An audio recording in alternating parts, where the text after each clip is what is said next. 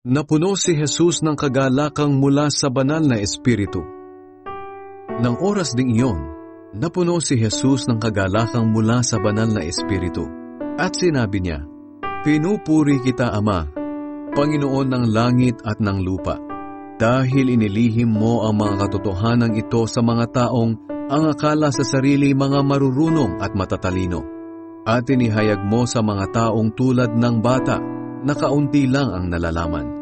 Oo, Ama, pinupuri kita dahil iyon ang kalooban mo."